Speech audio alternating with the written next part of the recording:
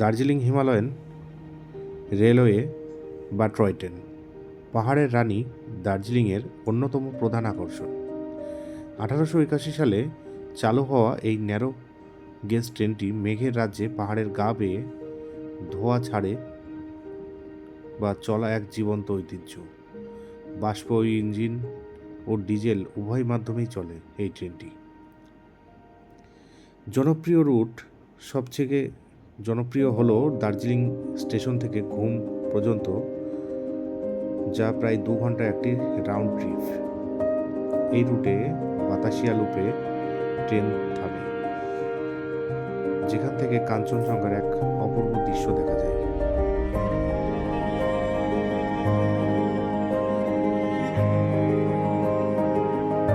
পাহাড় সবসময় মানুষের মনে জাগায় এক অদ্ভুত টান। উঁচু সবুজ পাহাড়, কুয়াশায় ঢেকে থাকা সকাল আর নীরবতার মাঝে বয়ে চলা হাওয়া, এসব মিলেই পাহাড়ের রূপ আমাদের মুগ্ধ করে।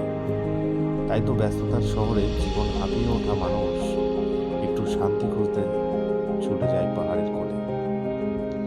পাহাড় শুধু প্রকৃতির সৌন্দর্য নয়, এটা মানসিক প্রশান্তিরও এক আশ্রয়। পাহাড়ে বসে অনেকেই নিজের জীবনের গল্প খুঁজে পায়, আবার কারোর কাছে পাহাড় মানেই নতুন উদ্যমে এগিয়ে চলার অনুপ্রেরণা।